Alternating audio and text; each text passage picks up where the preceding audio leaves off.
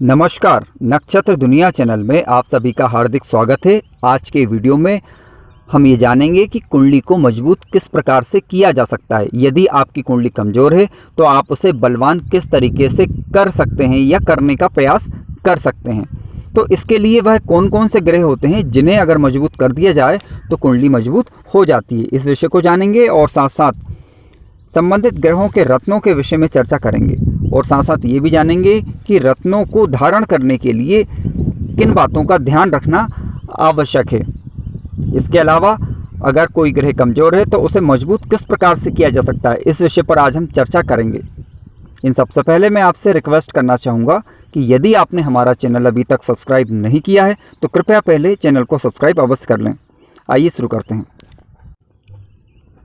Video शुरू करने के पहले वो नए दर्शक जो हमारे चैनल पर नए हैं, मैं उनके लिए स्पष्ट कर देना चाहूँगा कि आपको लग्न कुंडली लेना है। जब आप कुंडली लेते हैं तो उसमें 12 भाव होते हैं, यानी 12 खाने होते हैं। ठीक है, ये स्थान फिक्स होते हैं और इन्हें परिवर्तित नहीं किया जा सकता। ये कह सकते हैं कि ये अपरिवर्तनीय रहते हैं। इनमें राशियों के अंक अलग अलग हो सकते हैं। समझने के लिए मैंने यहाँ पर एक लग्न कुंडली ली हुई है, आप स्क्रीन पर देख सकते हैं कि ये पहला वाला भाव जो रहता है वह आपका लग्न भाव कहलाता है। ठीक है, या ऐसे तनु भाव भी कहते हैं और इसके अलावा इसके मालिक को लग्नेश कहा जाता है। इससे किसी भी व्यक्ति के व्यक्तित्व का विचार किया जाता है, यानी आप क्या हैं ये लग्नेश से जाना जाता है। यानी लग्न के मालिक को या लग्न के स्वामी को लग्नेश कहा जाता है। ठीक है, ये पंचम जो लिखा हुआ है ये पंचम भाव है। इसे संतान भाव के नाम से भी जाना जाता है। इसे किसी व्यक्ति के संतान का विचार किया जाता है, उच्च शिक्षा का विचार किया जाता है। इसके अलावा उस व्यक्ति का इष्ट कौन सा होगा ये भी इसी भाव से जाना जाता है। ये कुंडली का नवम भाव है। इसे भाग्य भाव भी कहा जाता है। इससे किसी भी व्यक्ति के भाग्य का विचार किया जाता है या उच्च शिक्षा का विचार भी हम यहाँ से करते हैं। अब ध्यान रखें कि ये तीनों भावों पर हम चर्चा क्यों कर रहे हैं। तीनों भावों पर हम चर्चा इसलिए कर रहे हैं क्योंकि किसी भी व्यक्ति के जीवन में 3 भाव अति महत्वपूर्ण होते हैं। इन्हें त्रिकोण भाव के नाम से जाना जाता है। ये जहाँ पर लग्न लिखा हुआ है ये लग्न भाव भी कहलाता है और त्रिकोण भाव भी कहलाता है। ये पहला त्रिकोण आपका, दूसरा पंचम और तीसरा आपका नवम। इन्हीं पर आज हम चर्चा करने वाले हैं। इनसे पहले मैं एक बात और स्पष्ट कर दूं कि आपको राशियों की जानकारी होना आवश्यक है। ध्यान रखें, किसी भी खाने में अगर 1 नंबर का अंक लिखा है तो समझ लीजिए कि वहाँ मेष राशि है, और कहीं पर अगर 8 नंबर का अंक लिखा है तो समझ लीजिए कि वहाँ वृश्चिक राशि है और इनका स्वामी ग्रह मंगल होता है। यानी मेष राशि का और वृश्चिक राशि का स्वामी ग्रह मंगल होता है। तभी हम कुंडली को मजबूत कैसे करें इस विषय को अच्छी तरीके से समझ पाएंगे। ये जानकारी होना जरूरी है। दूसरा, किसी भी खाने में अगर 2 नंबर का अंक लिखा है तो समझ लीजिए कि वहाँ वृषभ राशि है। 7 नंबर का अंक लिखा है तो समझ लीजिए तुला राशि है। और वृषभ राशि और तुला राशि का स्वामी ग्रह शुक्र ग्रह होता है। किसी भी खाने में या किसी भी घर में अगर 3 नंबर का अंक लिखा है तो समझ लीजिए मिथुन राशि है। 6 नंबर का अंक लिखा है तो समझ लीजिए कन्या राशि है। और इन दोनों का स्वामी ग्रह बुध ग्रह होता है, यानी मिथुन राशि का और कन्या राशि का। किसी भी खाने में अगर 10 नंबर का अंक लिखा है तो समझ लें मकर राशि है। और 11 नंबर का अंक लिखा है तो समझ लीजिएगा कुंभ राशि है और इनका स्वामी ग्रह शनि ग्रह होता है। किसी भी खाने में 9 नंबर का अंक लिखा है तो समझ लीजिए कि वहाँ धनु राशि है। और 12 नंबर का अंक लिखा है तो समझ लीजिए मीन राशि है और इन दोनों का स्वामी ग्रह गुरु ग्रह होता है। किसी भी खाने में अगर 4 नंबर का अंक लिखा है तो समझ लीजिए कर्क राशि है और वहाँ उसका जो स्वामी ग्रह होगा वो चंद्र ग्रह होगा। किसी भी खाने में 5 नंबर का अंक लिखा है तो समझ लीजिए कि वहाँ सिंह राशि है और इसका स्वामी ग्रह सूर्य ग्रह होता है। तो इस प्रकार मित्रों हमने लग्न, पंचम और नवम को जाना और साथ साथ राशि और राशियों के स्वामियों को जाना। अब समझते हैं कि कुंडली को मजबूत किस प्रकार से हम कर सकते हैं। जब आप कुंडली लेते हैं तो उसमें 12 भाव होते हैं, यानी प्रत्येक भाव का अपना अलग अलग विशेष महत्व है। हालांकि क्योंकि प्रत्येक भाव जीवन के किसी न किसी हिस्से का प्रतिनिधित्व अवश्य करते हैं, परंतु फिर भी कुंडली का जो लग्न भाव होता है, पंचम भाव और नवम भाव, ये कुंडली को मजबूती प्रदान करते हैं। यह कह सकते हैं कि इनके जो स्वामी ग्रह होते हैं वो कुंडली को मजबूती प्रदान करने का कार्य करते हैं। सबसे महत्वपूर्ण ग्रह अगर कोई सा होता है तो वो होता है लग्नेश। ठीक है, अब लग्नेश को आप इस बात से तय करेंगे कि लग्न में जिस नंबर की राशि, जिस नंबर का अंक लिखा होगा या जो राशि होगी उसका जो राशि स्वामी होगा वही आपका लग्नेश होगा। मान लीजिए कि केंद्र में आपका 2 नंबर का अंक लिखा है तो समझ लीजिए कि वहाँ वृषभ राशि और वृषभ राशि का स्वामी ग्रह शुक्र होता है। तो शुक्र यहाँ पर आपका लग्नेश हुआ, तो आपको लग्नेश को बलि करना होगा। ठीक है, इस प्रकार आप पंचम भाव में अगर देखें, यदि आप वृषभ लग्न की कुंडली लेंगे तो पंचम भाव में 6 नंबर का अंक लिखा कर आएगा और नवम भाव में 10 नंबर का अंक लिखा कर आएगा। तो आपका लग्नेश जो है यहाँ पर शुक्र ग्रह हुआ, पंचमेश आपका कन्या राशि होने के कारण बुध ग्रह हुआ और नवम भाव में 10 नंबर का अंक लिखा होने की वजह से इसका जो स्वामी ग्रह होगा वो शनि ग्रह होगा। तो यानी आपके लग्नेश शुक्र और पंचमेश आपका बुध और शनि ग्रह आपका भाग्येश हुआ। तो इस कुंडली के लिए ये तीनों ग्रह अति महत्वपूर्ण हो गए।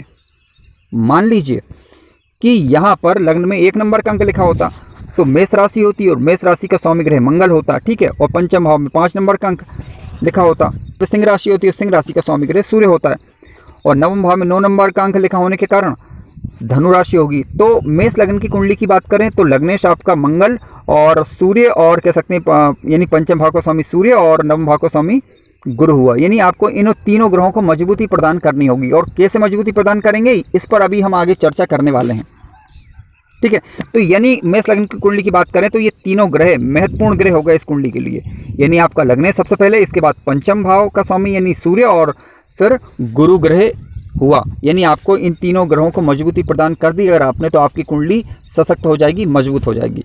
परंतु मजबूती प्रदान करने के लिए भी कुछ नियम है जिसकी चर्चा हम अभी आगे करने वाले हैं। अभी एक उदाहरण के द्वारा और हम इसे समझ लेते हैं। मान लीजिए कि यहाँ पर मिथुन लग्न की कुंडली होती है, ठीक है। जब आप मिथुन लग्न की कुंडली लेंगे तो इसका स्वामी ग्रह आपका बुध ग्रह हुआ, ठीक। और पंचम भाव में इस प्रकार आप देखें तो 7 नंबर का अंक लिखा रहेगा और नवम भाव की बात करें तो 11 नंबर का अंक लिखा रहेगा। तो मिथुन लग्न की कुंडली की बात करें तो मिथुन लग्न के लिए आपका बुध ग्रह और तुला राशि का स्वामी शुक्र ग्रह और इसके अलावा शनि ग्रह इस कुंडली के लिए, यानी बुध शुक्र और शनि इस कुंडली के लिए, ये कुंडली को मजबूत करने के लिए मुख्य ग्रह हुए। अब इन्हें मजबूती किस प्रकार से देना, आइए विचार करते हैं। देखिए, किसी भी ग्रह को मजबूत करने का सबसे अच्छा और सरल तरीका यह है कि आप उस ग्रह के वैदिक मंत्र अथवा बीज मंत्र से उसका उपचार करें। इसमें फ़ायदा यह है कि अगर ग्रह की प्लेसमेंट चाहे जो हो, यानी चाहे ग्रह शुभ स्थानों में बैठा हो या फिर अशुभ स्थानों में बैठा हो तो फ़र्क नहीं पड़ेगा। यानी आप वैदिक मंत्र से अथवा बीज मंत्र से उपचार करेंगे तो होगा ये कि अगर मान लीजिए किसी भी कारणवश कोई सा भी ग्रह, मान लीजिए लग्नेश की हम बात कर रहे हैं, मान लीजिए लग्नेश अगर आपका कमज़ोर है, अगर आप वैदिक मंत्र से या बीज मंत्र से उसका उपचार करेंगे तो होगा ये इससे कि अगर ग्रह अशुभ होगा या किसी कारणवश अशुभ फल दे रहा होगा तो वो शुभ फल देने लगेगा या उसकी अशुभता में कमी आ जाएगी। बीज मंत्र का जप करेंगे तब भी ऐसा ही होगा। इसी तरीके से आप पंचम भाव के स्वामी को और नवम भाव के स्वामी को बल दे सकते हैं। पहला तरीका, लग्नेश, पंचमेश अथवा नवमेश को अगर आप बल दे रहे हैं तो दूसरा तरीका ये हो सकता है कि उस ग्रह के इष्ट देव की उपासना कर सकते हैं। मान लीजिए कि मंगल आपका लग्नेश बन रहा है, आप लग्नेश को बल देना चाहते हैं तो आप हनुमान जी की उपासना कर सकते हैं, ठीक है, उनकी पूजा कर सकते हैं तो आपका मंगल ठीक होने लगेगा। इसी प्रकार किसी भी ग्रह को आपको ठीक करना है तो उनके इष्ट की उपासना करने से भी वो ग्रह आपका मजबूत होने लगेगा, चाहे वो पंचमेश हो, चाहे नवमेश हो, चाहे वो लग्नेश हो। अब तीसरे तरीके पर विचार करते हैं। किसी भी ग्रह को मजबूत करने का तीसरा तरीका इस प्रकार का हो सकता है मैं इसलिए बोल रहा हूँ क्योंकि इस तरीके में आपको कुछ बातों पर विचार करना होगा। सबसे पहले समझ लेते हैं कि वो कौन सा तरीका। ध्यान रखें, किसी भी ग्रह को मजबूत करने का तीसरा तरीका यह है कि आप उस ग्रह का रत्न धारण कर लीजिए। मान लीजिए लग्न को मजबूत करना है तो लग्नेश का रत्न धारण करें, पंचमेश को मजबूत करना है तो पंचमेश का रत्न, पंचम भाव के स्वामी का रत्न धारण करें, नवम भाव को मजबूत करना है तो नववें भाव के स्वामी का रत्न धारण करें।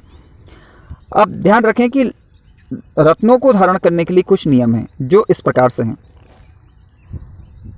किसी भी ग्रह का रत्न धारण करने से पहले उसकी आपको प्लेसमेंट चेक करना होगा। यानी वो ग्रह, मान लीजिए लग्नेश का आप रत्न धारण कर रहे हैं या पंचमेश का धारण कर रहे हैं या नवमेश का धारण कर रहे हैं तो आपको ये देखना होगा कि उसकी प्लेसमेंट सही है या नहीं। पहली चीज़, प्लेसमेंट का तात्पर्य यानी वो शुभ घरों में बैठा हो, यानी चाहे वो केंद्र में बैठ सकता है या फिर आपका केंद्र के घर यानी पहले, चौथे, 7वें, 10वें यहाँ पर बैठ सकता है, या फिर आप पंचम भाव अथवा नवम भाव या फिर लग्न भाव में बैठा हो।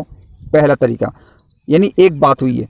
दूसरी बात यह है कि आपको ये देखना होगा कि जिस ग्रह का रत्न धारण कर रहे हैं क्या वो 6, 8, 3, 6, 8, 12 इन भावों में तो नहीं बैठा है।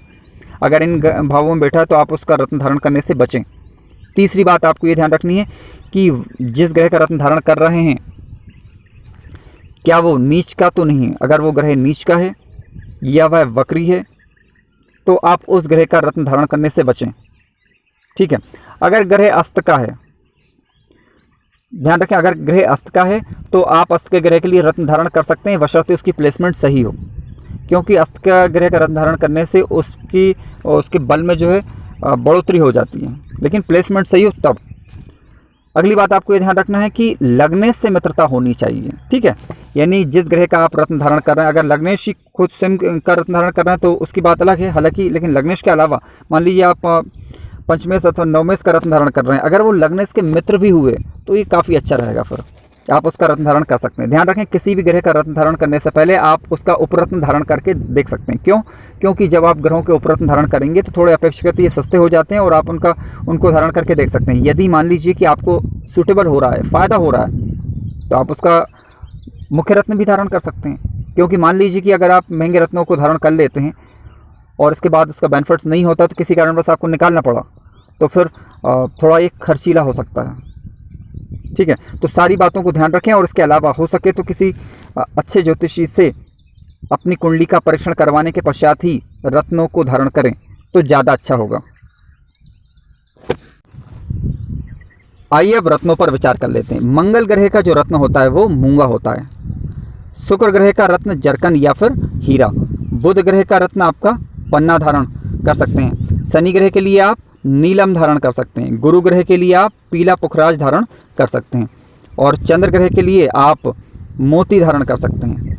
इसके अलावा सूर्य ग्रह के लिए माणिक्य धारण किया जाता है। फिर से बात रिपीट करना चाहूँगा कि आप उपरत्नों को महत्व पहले दें, क्योंकि उपरत्न धारण करके देख लें, अगर बेनिफिट्स होता है तभी मुख्य रत्न धारण करें, अन्यथा नहीं। अगर आपको कार्यक्रम अच्छा लगा है तो कृपया चैनल को सब्सक्राइब अवश्य करें, लाइक करें, शेयर करें और अपने विचार कमेंट्स के माध्यम से अवश्य बताएं। धन्यवाद।